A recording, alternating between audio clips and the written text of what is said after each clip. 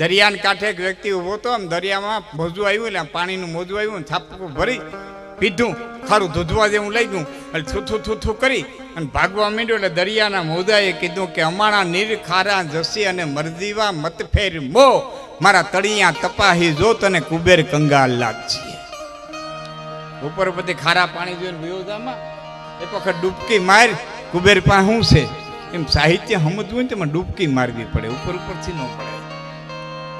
આ તો લોકગીત છે. હવે વિચાર કરી લો મિત્રો, એ વખતે કોઈ આવી વ્યવસ્થા નહોતી, કોઈ ઇન્ટરનેટ નહોતા, તો ડૂબે છે વીજળી તો એ જગતને કેમ ખબર પાડવી? સાંભળો એની એટલે હું તમને કહું છું કે સાંભળતા જાવ, કંઈ સાંભળો. એને સંદેશો કઈ રીતે દીધો કે કાચને કૂપે સંદેશા દીધા કે વીજળી ડૂબી જા. કાચના શીશાની માલિકો લખીને મૂક્યું, કોક બતાવવા આવો, કોક બતાવવા આવો. કાચના શીશામાં ચીઠિયું નાખી માથે લાકડાના બૂચ માર્યા અને દરિયામાં રવાના કર્યા. જેને હાથમાં આવશે એ બતાવવા માટે થઈને આવશે, જેને હાથમાં આવશે એ બતાવવા માટે. અદભુત પીડ્યું છે. ભગવાન નારાયણના પગ દબાવતા હતા લક્ષ્મીજી, અને મેં નારાયણે એટલું કીધું કે તમે છે ને કુંડિનપુર એટલે હાલનું નાગપુર વિદર્ભ દેશની માલિકો તમે અવતાર ધારણ કરો, આપણે માધવપુરને માંડવે ભેરા થાવું. ટૂંકમાં વાત કરું, લક્ષ્મીજીને હાલતા કર્યા. એ વખતે અતિશય ત્રાસ કંસુનો વધ્યો એટલે માં ધરતી છે પોકાર કરવા માટે થઈ વિષ્ણુને, અને ક્ષીર સમુદ્રમાં ગયા. બે બાયું હામ્યું મળ્યું, એક પતિની બે પત્ની હામી જડે ને એટલે કાં બેન કે ને કાં સૈયર કે, કાં બેન કે કાં સૈયર કે. ધરતી વિષ્ણુ પત્ની, વિષ્ણુ પત્ની નમસ્તુભ્યમ પાંચ સ્પર્શ ખમસુમે, લક્ષ્મી વિષ્ણુ પત્ની. આ બે વિષ્ણુની પત્નીઓ હામી મળી એટલે માતા ધરતીએ લક્ષ્મીજીને કીધું કે સૈયર એ મોરી રે સૂરજને પછવાડે ચાંદલિયો કે દી ઉગશે રે.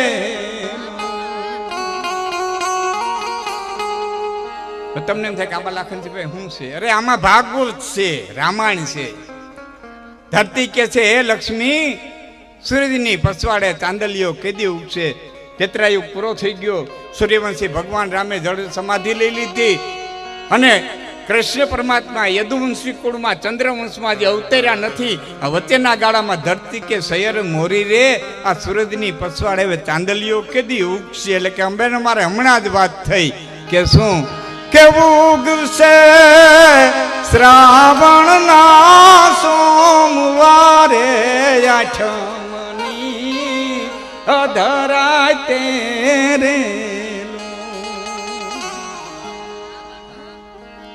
ગવાતો તો એમ છે સૈયર મોરી રે ચાંદાની પછવાડે સૂરજ કેદી ઉગશે. ખરેખર સૈયર મોરી રે સૂરજની પછવાડે ચાંદલિયો કેદી. પછી એમ કે હાયતમને સોમવારે આઠમની અધરાતે. હાયતમને સોમવાર તો કહી દીધો, પછી આઠમ ક્યાંથી આવી? હાયતમને સોમવાર નહીં, શ્રાવણ ના સોમ. સાહેબ એક એક શબ્દોની મજા આવે. તમને શું કહું, રૂપાલા સાહેબ જ્યારે રેકોર્ડિંગ કર્યું ત્યારે મેં બધું કીધું હતું મોજે દરિયામાં.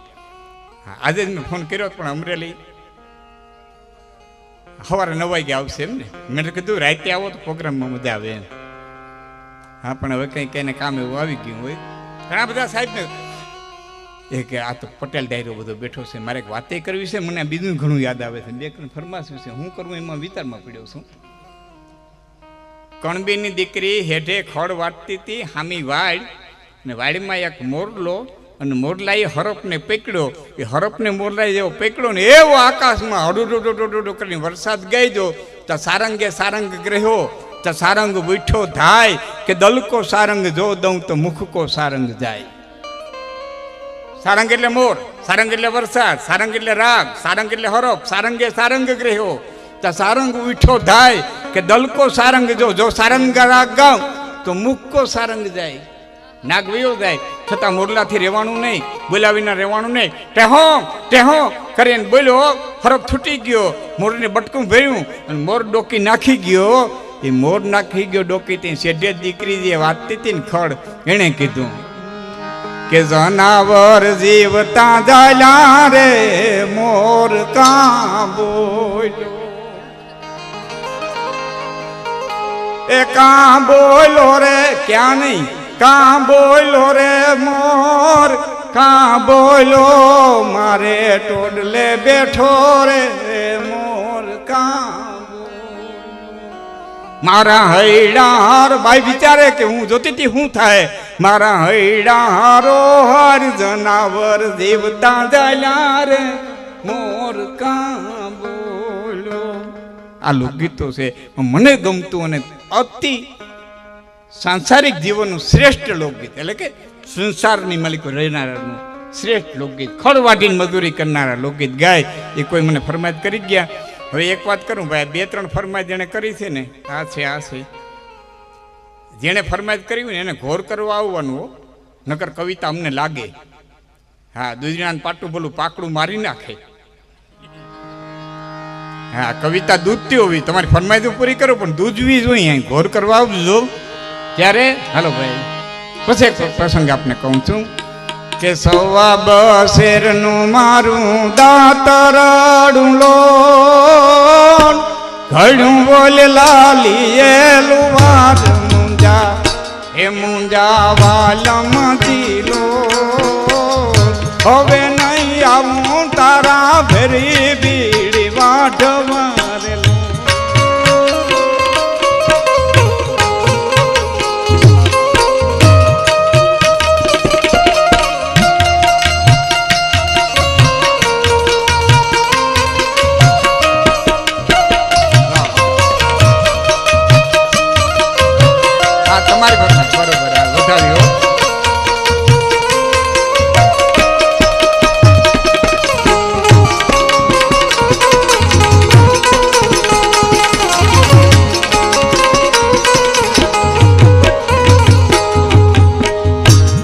મારો પરણો બે હાલિયારેલો ને મારો પરણો બે હાલિયારેલો ને મારો પરણો બે હાલિયારેલો ગિયાવલા ડુંગરાન ટોચ મુંજા હે મુંજા વાલમ દીલો હવે નહીં આવું તારા ભેરી બીડી વાઢવા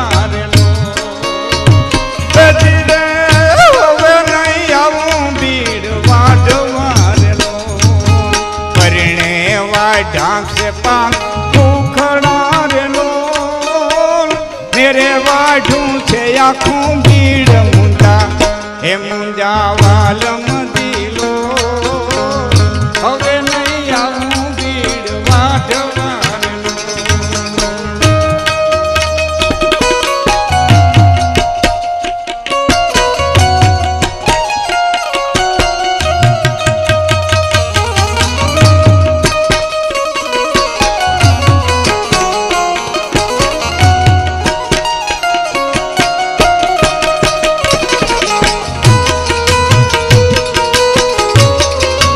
ગામડાના શબ્દો જો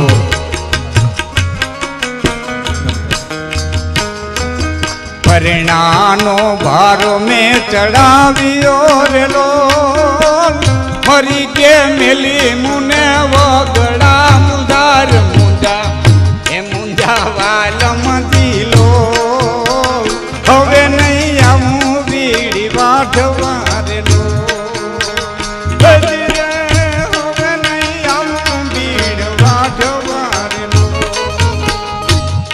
થોડી વાર ધીરે ધરી જાય તો ઘોર કરવાના બધા પાછું હું છેલ્લે તમને મોકો દઉં એ ઘોર કરવાનો એક નાનકડો પ્રસંગ કહું આપણે અંટાળા ભાઈને પણ સાંભળવા છે પાછળ ફરીવાર બીજા ઘણી બેહાડ્યા ભાઈ એને સાંભળવા છે પણ ઘડીક વાર શાંતિ જાળવી જાય તો એક વખત બિરબલે અકબરને માફ કરજો એક વખત અકબરને વિચાર આવ્યો અને બિરબલને એટલું પૂછ્યું બિરબલ ભગવાન શું કરે ભગવાન આ તો રામજી મંદિરની પ્રાણ પ્રતિષ્ઠા નાનકડો પ્રસંગ કહું ભગવાન શું કરે બિરબલ કે આવા પ્રશ્ન દિલ્હીની કચેરી ન કરાય અમારા ગામના ગાયું ભેહું ઢોરા તારવા વાળો વ્યક્તિ છે ને એ જવાબ દઈ દે એમ કે હા કે કાલ તેડી આવજે એ વિદેશી ગોવાળિયાને તેડી ગયો અકબરે પૂછ્યું શું કરો કે ઢોરા ચારું ગાયું ભેહું ચારું ગોવાળ સૌ બરોબર.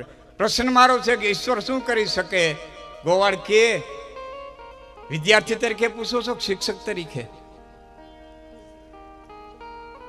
શિક્ષક તરીકે પૂછો છો કે વિદ્યાર્થી તરીકે? કે વિદ્યાર્થી તરીકે પૂછું? ભાઈ જાણવાની ઈચ્છાથી પૂછું કે તમારું મારું સ્થાન એક સરખું નથી. કે કેમ? કે જ્ઞાન દેનારો હંમેશા માટે અધર બેઠો હોવો જોઈએ, જ્ઞાન લેનારો હંમેશા માટે નીચો બેઠો હોવો જોઈએ, ધારા આમ બેસવી જોઈએ. કે એ બરોબર કે તો ઉતરો હેઠા. એ અકબર જમીન ઉપર બેઠો, ગોવાળીઓ દિલ્હીના સિંહાસન માથે બેઠો, અને પછી પૂછ્યું શું આપનો પ્રશ્ન હતો? કે ઈશ્વર શું કરી શકે? બસ હા.